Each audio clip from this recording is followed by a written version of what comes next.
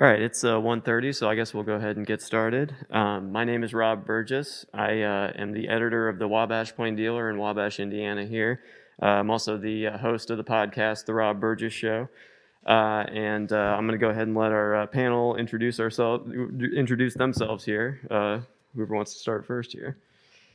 Hi, I'm Andy Bauman. I'm with Faegre. I'm an evil lobbyist. I've had 3 years lobbying in the hallway, and then I did 13 with the state senate before that. And now I'm the board president for the Indiana Cannabinoid Alliance, and I'm happy to be here with everybody. Hi, good afternoon. My name is Debra Smith-Torrence. I own the Auspicious Wellness brand. I am a government contractor. I'm a WBE, a MBE. I'm a health coach and a life coach, and I believe in natural wellness, and that was the crux of us to be able to formulate a line and get it going. Hey everybody, my name is Joe Linne. I am co-owner of Hoosier Hempster Dispensary. We've got an online retail and storefront in New Albany, Indiana. And we also did some farming back in 2019 and 2020 as a small hemp farm in southern Indiana as well. So I had to laugh a little bit reading the description of the panel here. As a legal medical marijuana state with a widespread hemp industry, Midwest, yes. I think a lot of states in India or around us that would be well described, but Indiana, not so much. And I actually spoke here in 2019, and I was looking back at my notes then, and it turns out I didn't have to update them that much at all because not much has happened in the last 2 years. There's been about a dozen bills filed in the state legislature each year. They've kind of all fallen flat on their face. There's about the same number this year. The session is going right now. And I think Andrew and I were talking last night, and it seems like only one of those has survived in some form. I don't know. Maybe you could talk a little bit about the state of play, Andrew, just to kick us off here a little bit legislatively. Yeah, to your point, it has been incredibly frustrating in that in the last 2 years we haven't seen a lot of movement. There's 13 bills put up this year, of which one went through and has already passed, and it's actually been signed by the governor, and that affects if you have used a THC product in a state where it's legal, and now you're in Indiana and you're in a car accident through no fault of your own, but there's damage, they have to drug test you, and you could be caught with a felony even though person B is the one that actually hit you. So it's going into effect now where you're actually protected for that. So it's a good baby step. Other than that, House Bill 1224, which was the infamous craft hemp bill that everybody here cares about, died Thursday.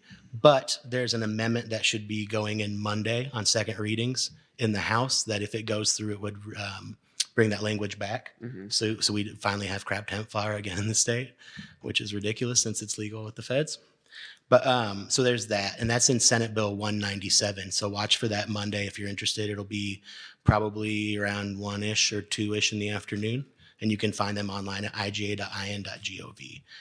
Senate Bill 197. And it should be an amendment by Rep. Teshka. So that's that. But yeah, it's been incredibly frustrating. They had 13 bills, most of which didn't get hearings for a myriad of reasons. But a lot of it goes back to like what Dr. Jarrett said yesterday morning. It's 1937 information. And it's just been unfortunate. So real quick, and then I'll be done. We'll move along. But if you live in Indiana, and hopefully y'all do, because then I can have you call into the reps, be respectful, be nice. They're like anybody else, but let them know that you would like this to be passed, mm-hmm. and we'd like to come back to the business. Right. Yeah. I kind of wanted to go down the panel and kind of talk about what some of the constraints that has caused in your lives, kind of working in this field. I know that in other states, like we were talking about how the border stores are some of the most profitable things going, and people just drive any direction pretty much except for south, I guess, at this point. But yeah, I just wanted to hear from you guys what the effect of this kind of not deregulation but regulation has had on your business here. So whoever wants to take that. What we had on our business at first is labeling issues. So we wanted to get, and that's going to be, if you're going to buy from someone, if you're going to be a private label, if you're going to buy from a private label company, that's what we started out at first. And we kept telling them, they were in Illinois, we were in Indiana, and I kept telling them, you can't have it on the bottle as a dietary supplement because our rules were different from their rules because we're in two different states. And so I kept explaining this to them. And I told them, if you send me this and it has dietary supplement, either you give me my money back or you give me the correct labeling. So I also told them, in your state, it's not required to have a QR code on the bottle that's connected to the lab report. In our state, it is. So we had a fight about that. And I was like, well, you already know this is the last time I'm going to do business with you because I'm graduating up to do it myself. So we had to end up putting our own, actually preprint a lot of QR codes out and put them on the bottles so we could be compliant in this state. So this is the most important thing that I can tell you, that I will tell you today. So I did some research. I've been doing some research as a government contractor. There's some things that we get to see that you may not see until later. And so we do know with the Department of Health and Human Services, and also with the Department of Health and Human Services and the National Institute of Health, CBD with those two branches of the government is labeled as a supplement now. Okay, so once you move into supplement, then at that point, you can move into more stores. You can move into health food stores. You can do a lot more when you can put dietary supplement on the label. Then also, there are codes for CBD cannabinoid that can be used in the United States government that just came out in 2021 in the unspec codes that we have to use to be able to work with procurement officers through the federal government. This is the best information free you're going to get today. Trust me. That's what I have to say. Well, that was excellent. So coming from a retail and online category, especially in Indiana, we've had some ups and downs with, the smokable hemp product ban, and that's, been pretty tough. My recommendations is, don't invest a lot of money into one certain thing. Kind of diversify yourself a little bit. Don't put all your eggs in one basket, and be willing to pivot at any point in time. The Delta 8 thing right now is pretty hot and heavy. However, that's subject to change as well. So, as far as regulations go, those are ever changing in the CBD and hemp market. And that's my advice, is just to be willing to pivot, kind of take a look at, hey, this could actually go away from me, and then what am I going to do in the future to help generate some more revenue whenever that source goes away? Right. Expanding on that a little bit, when I was here in 2019, I don't remember that Delta 8, or maybe I wasn't paying attention, but that seems like a newer thing that has kind of come up. Mm-hmm. Can you explain how that's legal exactly? I'm not maybe just ignorant to this point, but maybe you could break that down a little. Good question. So obviously I want to preface this by that I'm not an attorney or a lawyer. So, but during the Farm Bill and the other hemp bills that have been passed, they specifically focused on Delta 9 THC. So Delta 8 THC being an isomer, meaning that chemically structured similar but different enough that Delta 8 is in kind of a loophole status right now of how you can sell it. So it's kind of a loophole. It's kind of the elephant in the room, because people are like, hey, it's a THC product, and we all get that. So that's something that's subject to change as well. In Indiana legislation, they're wanting to make just THC products, be illegal, which would include Delta 8 as well, or even Delta 10, which is coming up as well. So just, kind of, and more stuff coming. But yeah, you're absolutely right. That's the reason why you didn't hear about it before, because anytime you give someone some kind of regulation on if they can't make money in, maybe smokable hemp, they're going to find other avenues to do so. Mm-hmm. Right. Yes. Current working understanding is that because it's an isomer of the hemp plant, that it is legal under the 2018 Farm Bill, and that's kind of their murkiness. Okay. There's been some arguments on whether or not that's a legitimate argument, and that's kind of where you're getting into. So like in the state with that Senate Bill 197 I just mentioned, there's another amendment that would make it. So basically, they snuck a committee amendment in like a week ago. It was a week ago. That on a committee vote, so there's not even like a record of this. Oh, wow. That basically made any isomer or THC product, so they're basically backdooring Delta 8 has to be 0.3% or less, which would essentially disqualify Yeah. at that point. Right. And so there's another amendment Teshka's doing that'll help that. But yeah, Delta 8's definitely under attack right now in the state. It doesn't help too, real quick. I'm going to get on a soapbox. When you have people that do these ads on Facebook or online, and if I'm attacking you, I'm sorry, but I need you to think long-term strategy for me so we can all win. Don't do ads saying it's a legal high, because the reason we're having all these legal fights right now, literally, is those ads in the New York Times article. And it's because you have people that want to make a couple quick bucks, which I 100% understand. But it's really not doing us any favors right now at all. And that's as nice as I can say it in public. So please stop doing that. Like, tell your people whatever you want to tell them. But like, we can't run ads where you're like, this is legal high that the cops don't know about. And then you wonder why they have legislation targeting us like 2 weeks later.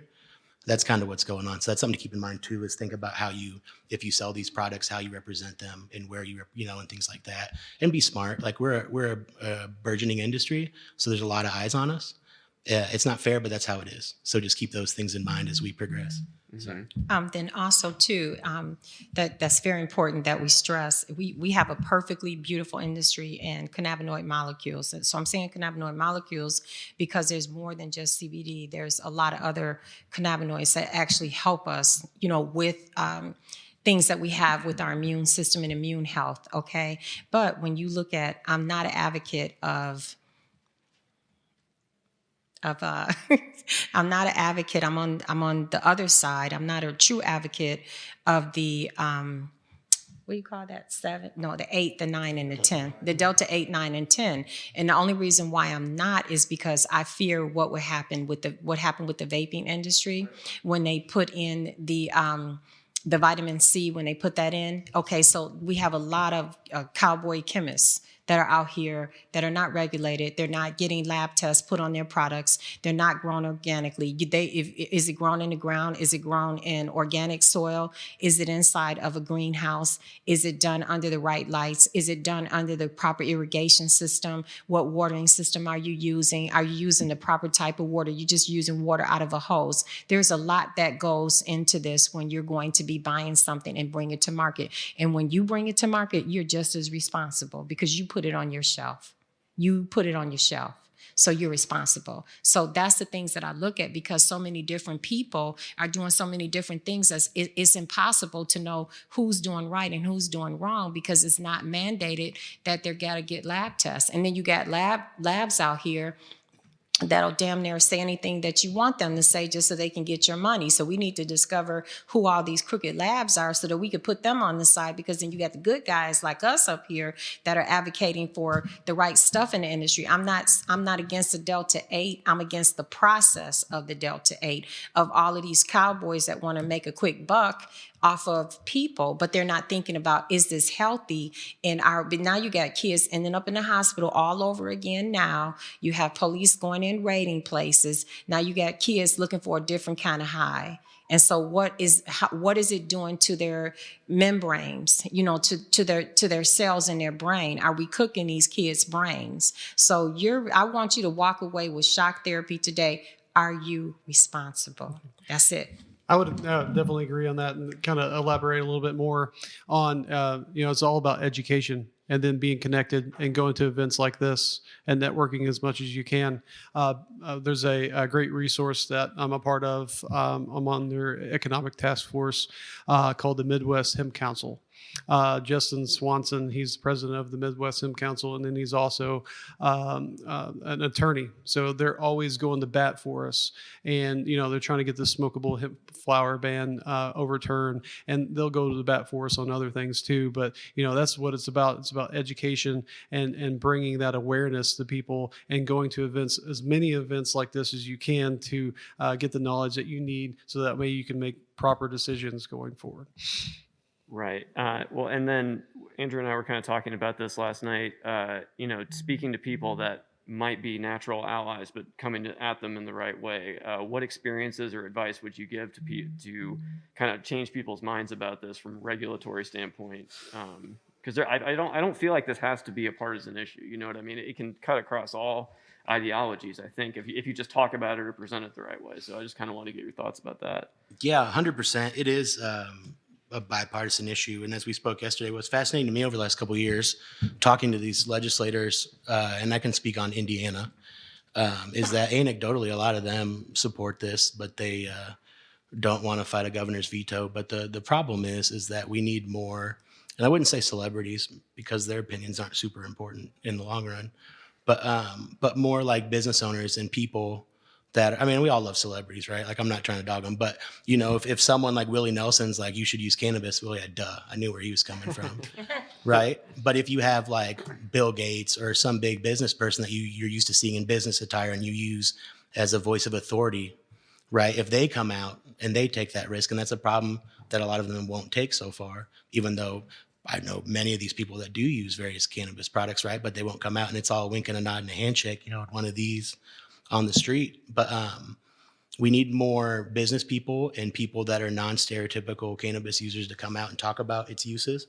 But then you also need to have like a two-pronged attack, kind of like what we talked about yesterday, where you need to hit them initially, the legislators, with anecdotal like stories. Like, this is how it helped me with like thyroid cancer or Crohn's disease or something. But then once you get their attention is when you hit them with the data. And it's something that, I forgot your name, but the doctor earlier, she had mentioned, and it's something we've heard multiple times. Different doctor, but yeah, they've all mentioned is we need more data, and there's not a lot of good data. And then in another one, they said out of 6,000 studies, 66 were legitimate. That actually blew my mind a little bit ago. So if you're sitting by me, sorry, because I had an outburst. But like that, but out of 6,000 studies, 66 are usable. That's ludicrous. And so we need to get more studies. We need more data. But I would argue, and this is where I disagree with some people, you hit them with the personal story first to get their attention, because that's what they can use, because it's all politics. And then once you get your attention, you hit them with the data. That's how I would do it. But we need more. To answer your question in the longest way possible, I'm sorry, Please. is that you need more non-stereotypical people. You don't want the athletes and like the musicians, because that's a prime group. You would want like your business people, your community leaders, non-stereotypical users to come out and say, I support this and this is why, and then have good reasons. That's fair. And to really, back up what he's saying, he's 100% right, because it happened to me. I got a request from the Legislative Caucus in Georgia to come down. It wasn't really a request, it was a demand. And I had one day to get there, where all the senators, it was the Black Caucus, where all the sitting senators, junior senators, and state representatives and judges. And I had to panel in front of them, and I had to explain how CBD works. I had to educate them that CBD and THC were not the same thing. I had to educate them on how to properly say the scientific wording for it. I had to talk to the chief of police, and educate his people on how to understand that you can't how to legally regulate without taking things from people and them coming back suing you later. I had to do that. And I backed it up with double-blind placebos and studies. I went home again. I got another demand to come back to the judge's chamber. I didn't even know these people, but they called, you get here. And it was always one day, just in one day. And so then I said, so when is it? It's tomorrow. We need you here. So then I go to Fulton County Courthouse in Georgia, and I have to sit down in the front of a whole room full of judges. And I had to give them the data on how CBD should replace methadone, which is going to. Okay, so then I had to get on that and work with that. Then I had to supply all the science, and I had to work with that. So once I supplied all the science behind it, double-blind placebo studies, and I was able to show that the perspiration rate was down after taking CBD, and demonstrated to be the efficacy was there, and the cravings were taken down. And this was for opioids, because the methadone doesn't work. It's just another high. So by this time, then they said, okay, now you got to come to the national conference. And I was like, okay, wait a minute. Okay, hold up, stop. I need to be able to run my business. I need to be able to do this. And so now, because of that, I became an advocate without even knowing. They pushed me into advocacy without asking me to be an advocate. But these are the things, the fights that we have to do behind the door. When they call you, you can't tell them no. And then you just can't. And so then I ended up in government. And I'm like, okay, well, what is this? So this is how it goes. And it's true. We have to fight the good fight, and we have to stay on the side of what's right. And we need your help. So if you're in this room and you're going to be doing Delta 8, start asking the right questions. Is it tested by a lab? What certifications do you hold? Do you hold the proper certificate? And then go and find out what lab certifications need to be held in the state that you're in, that you're going to sell in. Not taking it across the state lines, but what is it in my state? So you can be on the right side of compliance. That's what I have. Yeah, that's absolutely correct. And, you've actually demonstrated a nice transition there of like starting small and then like building up from there, because like first it starts with yourself and educating yourself, and then you can educate your local community. And then all that kind of spreads, right? Sometimes we think of things too big, national level. Yeah, marijuana may be legalized on the national level, but is it going to be in our state? Probably not. So, we just have to kind of stair step it, look at it from a local, hyper-local level, and start educating the people in our area, doctors, lawyers, politicians, things of that nature. But we've got to first be very educated ourselves and be willing to learn more and more as we go. Right. Well, thank you for mentioning the national level. That was kind of where I wanted to take it next. I'm going to ask you to be prognosticators now and kind of think a few years out. What do you think federally this will look like? Because like we were talking last night, Andrew, a lot of the states, including Indiana, I think are kind of waiting for some federal action before they take any kind of plunge. So just your best guess, ballpark, what do you think the next few years look like on the federal level? I think realistically, you'll see a ACA-like push with the national Ds to get some sort of significant legislation in before the midterms. I will cautiously remain optimistic, but I don't have a lot of faith in that because I just don't trust the feds, frankly. They've had a long time to deal with this and they haven't. But I think you will see a push in the next 2 years to at least decriminalize on a national level, which doesn't really help us as a state, frankly. It's a good baby step, I suppose, but it doesn't help, frankly, because Indiana could still drag their heels a la craft hemp, which we're looking at literally right now. And so you're just going to see that cycle again. I think nationally, though, probably realistically 2 to 3 years. Okay. And then Indiana would probably be a year or so after that. And then it might take them up to a year to spool up and actually start selling those products. So I think realistically, positive answer would be 2. But Holcomb won't sign anything until the feds get rid of it. And so we got 3 more years of him. So that math doesn't quite work. But I would say 2 to 4 probably is optimistic. Okay. Any guesses? Or I'm thinking, let's go back again. Is this for the cannabis, right? Mm-hmm. Okay, in terms of the cannabis, I'm thinking along the lines of him as well, because a lot of people don't even know how to separate that cannabis is just a cannabinoid. It's just one cannabinoid. And they don't know how to separate that out. And so a lot of the people that do have to do the legislation, they may need to have a bit more information, efficacy, and things of that nature. And we have to get it in front of them. So if we want them to do it, we have to do it as a collective. Like, it's going to take you all. It's going to take us. It's going to take us all to keep.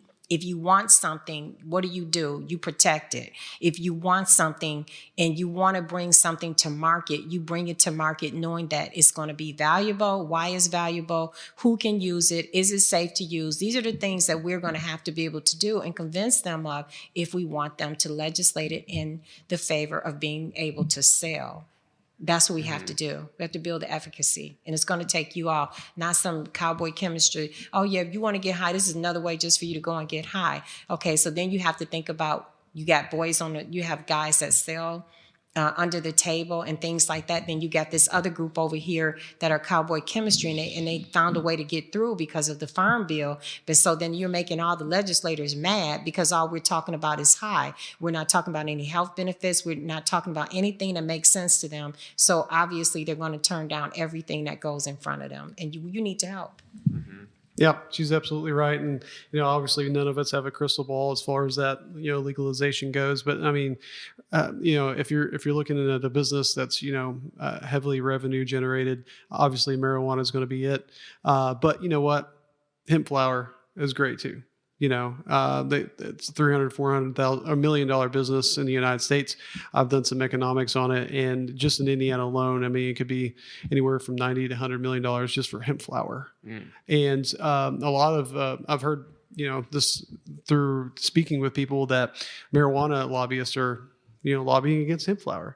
A lot of states, they're lobbying against hemp and hemp flower because guess what? It's cutting their into their revenue and their money as well. So there's a lot of industries fighting against, but it's all about the education. So if we've got a legislator that's got a lobbyist from maybe a pharmaceutical company, always giving them the education, then that's all they know. That's all they know. So whenever we can reach out and be, either face to face with them or get on some panels or speak with those people at a local level, that's how we can make those great changes. Right. Definitely want to leave time for questions. I definitely have more questions myself, but if anyone had any questions you wanted to ask our panel here, feel free to. I guess there's a microphone in the back, or they're coming around. So anyone that has anything.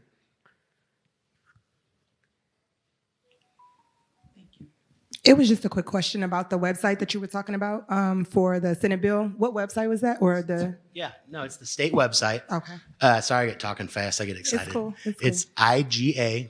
It's like Indiana General Assembly .in.gov,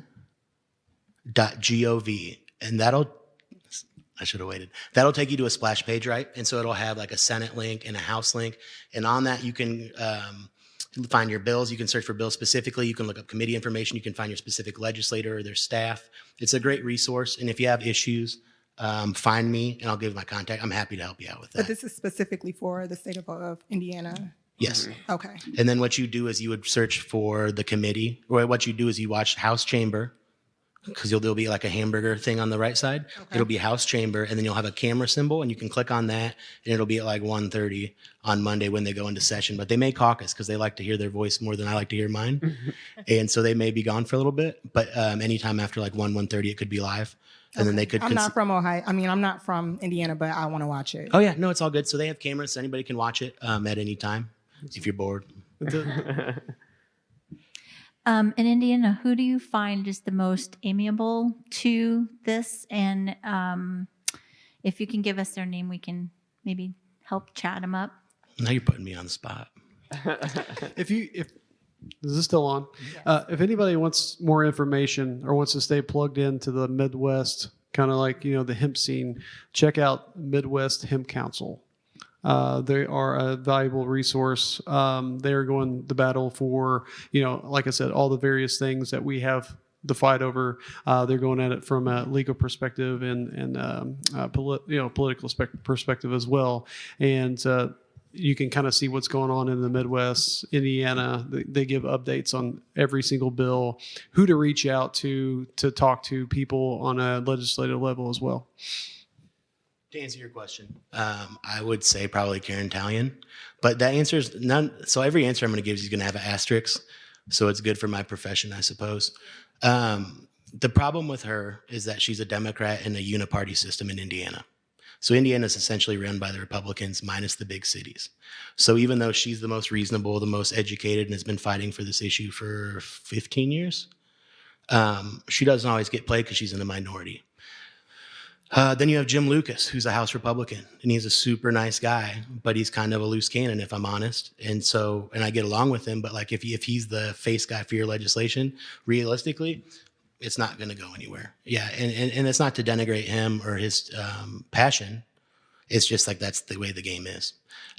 So I'd say Messmer in the Senate. He's the number 2 in the Senate. He's been pretty supportive. In the House, Eberhart. There's a handful: Eberhart, Judy. If you look on like any of the co-sponsors on like 1224, those would be good ones, or any of those. If it was more, I would start there. Eberhart, yeah. But and just like he said, getting involved is huge too. So whether it's with the Midwest Hemp Council or the Indiana Cannabinoid Alliance, or whatever other interest group, just getting involved with those groups and just personally contacting your legislator real quick. Don't use a form letter. They're worthless. 100% worthless. The only thing they're good for is letting people know that there's a vague group of people that somewhat care about an issue enough to sign their name on it. When I was a staff member, we'd see, I'm not trying to be a jerk, but like we'd see form letters, you'd make a quick note, you'd move along. What you really got to do is like a personal letter using your own words, and don't have it match anybody else. And you'll get a lot more play. And don't be afraid to call and write. Don't just sit on one. Hit them up because they work for you, and they're there for it, and their staff is too, and they're mostly good people. Also, if you're writing letters to the editor of a newspaper, the form letters, don't do it. Yeah, same thing. I'll get like 10 like the exact same. It's like, wow, you all have the exact same idea at the same time. Interesting. Was there anyone else that had a question here? Going the opposite of what you asked, we talked about this a little bit last night too. When I've written about this before, Karen Talion kind of told me that the Prosecutors Council was the biggest kind of roadblock. Is that your experience, the biggest group that's kind of fighting in the opposite direction, or what groups have you run up against when you've been working in this field? Yeah, prosecutors. If you had to single out a group, it would be the prosecutors, and then to a lesser extent, the state police liaisons that testify. But I don't want to include the full state police in that. Anecdotally, and they'd probably deny it if we put them on the spot, the vast majority of them couldn't care less about this. As long as you're not moving like multiple pounds, they don't care. And that's based on multiple conversations I've had with them over the last like 5-10 years. But instead you have, I can't think of his last name, Hoffetz, I think his name is, or something, that testifies, and he's super against it because they have issues with road testing, and they can't differentiate craft hemp from cannabis plants. Although it's kind of a moot argument pretty soon, but that's one of their arguments. But really, it's the prosecutors that have been actively fighting to kill this for a long time. And then there's a few legislators that are actively going against their history of agriculture and now are campaigning against it for some reason that remains to be seen. Okay. And then kind of going to the fiscal side of it, do you see that as a good way to get some people who might have hesitancy? Because, I mean, we are an agricultural state, and it just seems so counterintuitive that this is such a big stumbling block here. I mean, look how much, corn and soybeans and all that. So do you see that as an effective route? To an extent. Well, if you would have asked me like 5 years ago, I would have said it was a bigger factor. But look at, the hemp industry too. As you said, it's a couple $100 million. And they won't let you sell flower, which is half the industry. Right. So I think the way that I would play it, if you hired me to rep you in this, is what I would do is first you'd find like the moms like you did for the CBD fight with the kids with the intractable seizures, and you hit them with those type of personal stories. Or like for me, I had my thyroid removed in January, right? So I might talk to them about like cancerous things and how that I actually was very blessed and didn't have nausea and issues like that. But like you would do that. Right? Or you hit them with the personal stories first. Because one, that's what they can turn around and use for their own propaganda, if we're honest. Two, they connect with that because it's a personal story and they see data sheets all the time. Like anytime there's a bill that costs money, there's another form that's literally LSA that goes through and tells you, here's the taxes, here's what the state's going to. So they see these numbers all the time and they just like buzz out. And so what I would do is initially, and you feel free to disagree, but I would hit them with personal stories first. And then I would hit them with the data and have that data, whatever you have, where you could say like, but then you got to be careful, as we've seen with the FDA, because if you make, nebulous health statements, they'll come after you in a heartbeat, and that's when you really get in some trouble. So you might talk about how Delta 8 might have better antiemetic properties for nausea than Delta 9, perhaps. That could be one thing, but you'd also have to give it a healthy asterisk. But I would again, and I'm sorry for kind of rambling, I would put personal story first, then data. That's how I would do it. It's a 1-2, and then get communities involved because they need to understand that their non-traditional users are the vast majority of users. It's not a bunch of white folks with dreadlocks and like Bob Marley t-shirts, right? It's not. It's business people. It's everybody, frankly. And so we have to make sure they understand that, and they don't always, because a lot of it's still that 1937 reefer madness, unfortunately. Did I hit it at all? So I was like everywhere. No, you're absolutely right. I mean, whenever it comes down to, it's those one-on-one conversations or, small group conversations that we can have, because we have to watch how we say illness states online of, if someone even on Facebook says, "Oh my gosh, this CBD really helped out with my anxiety or my what have you," throw in whatever disease there. And if it goes to your website, then your payment processor could potentially shut you down due to regulators. It's a really gray area there. You have to watch what you say on your online, what kind of even reviews you get as far as a retail level. But then, it really all comes back down to the perfect sales pitch, appealing to emotion and a logic pretty much at the same time. So what he's talking about, appealing to that emotion so that way they're engaged, and then give them that data so that it appeals to the logical brain as well at the same time. I got to jump in real quick. I'm sorry. Before ADD will kick in, I'll forget. Remember how you represent yourself when you go into, to piggyback on our combo, and I'm sorry, and I'll be real quick. There's a guy that used to come in when I worked for the Senate, and he's well known, and I'm not going to dog him because he's done a lot of good stuff for the cause, but he would literally hotbox blunts on the way to the state Senate, and then would meet with the most conservative caucus in the state house and try and talk cannabis reform. Well, you show up reeking like, you're not going to get anywhere. And so this happened all the time. So what I would say very briefly while I was thinking about it is, when you talk to your members, like, bear in mind how you represent yourself. Like, if I'm off the clock, I'm probably wearing a tank top, right? I'm not going to wear that to the state house.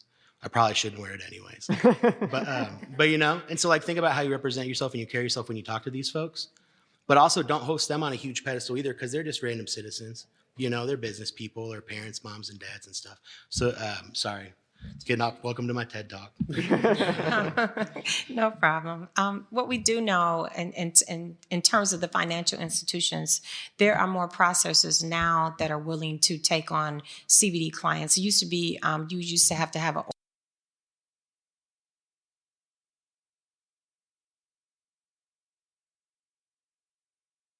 to be able to use their platform for processing. But now they're after brands, and they'll come and talk to you. Some of them have even been here at the conference. So if you're having a problem getting processors, use EMB processors. I'm giving you some information.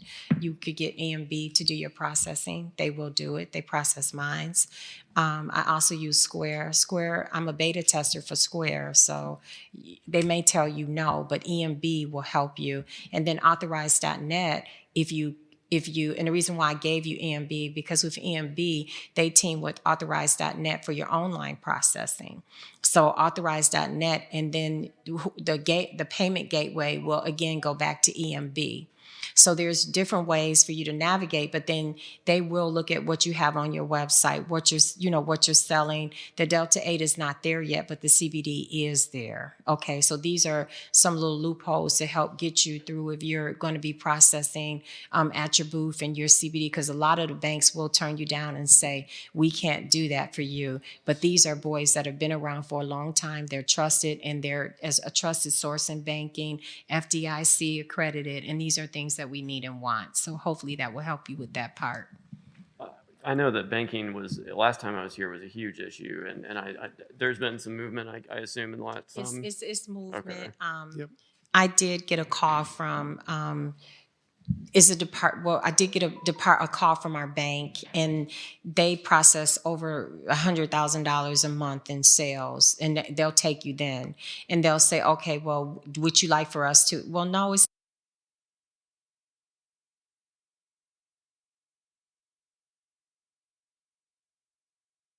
for just CBD, and then we can do it. But no, that's not a way for us to do it. We want to stay CBD. We want to legitimize the industry, and we want to know who's on our team and who we can work with to be able to help us further legitimize the industry, as long as we're good stewards of the industry and doing it right.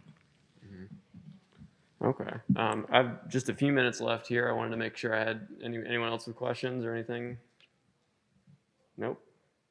Good. Oh, Any final thoughts you want to leave the people with in the last few minutes here? Could we talk about the medical side? Please do. What we Yeah. talked about. Okay. So now we want to kind of talk about the medical side, that a lot of people, that's the reason why we're doing what we're doing, because we want to say, well, why are you doing it? Are you doing it just to make money, or are you doing it because you have a passion to help other people? So your passion would be about helping other people. Epigenetics. What is epigenetics? Epigenetics is when you can put genes, disease cells into a dormant state.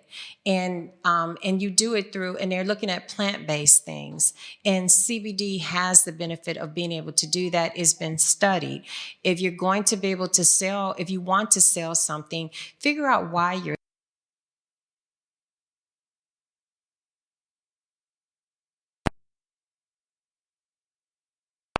Go to the National Institute of Health.gov. It's online, and put in CBD, put in hemp, so that you can better educate yourself. So when you do talk to a legislator, you have something, you have some type of efficacy to give to them. So go to the health side and then come to the legal side. That would be the best way to get started.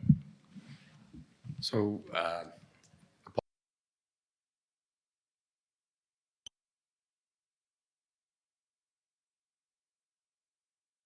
brand. So I get something ordered in Australia or London or what have you, right? So who is who's carrying that liability? Is it me because it's legal and I'm shipping it, or is it the person that's actually receiving it in that other country? Or has anybody approached or been any kind of customs or any kind of import-export dilemmas because of this? You look up CBD in Central America, whatever, any kind of country. Well, it's legal there, but it's not legal to sell it.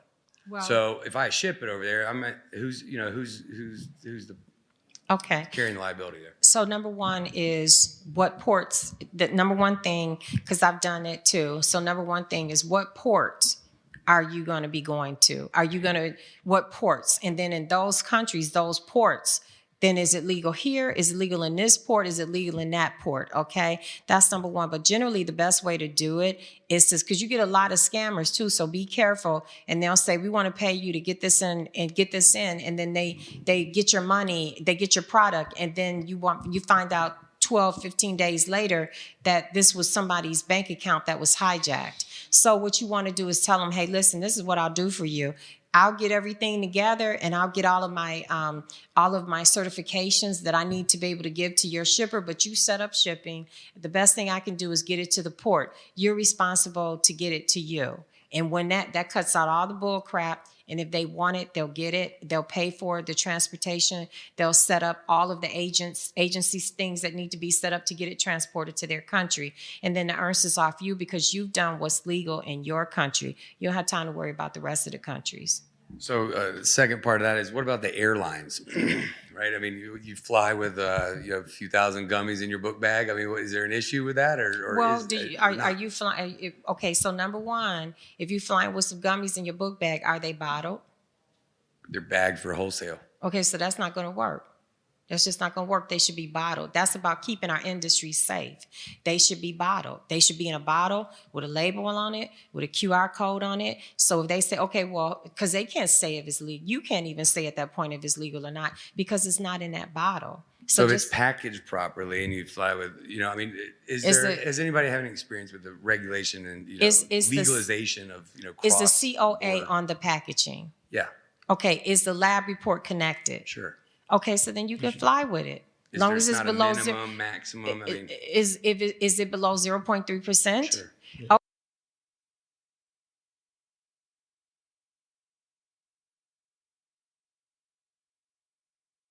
Thank you.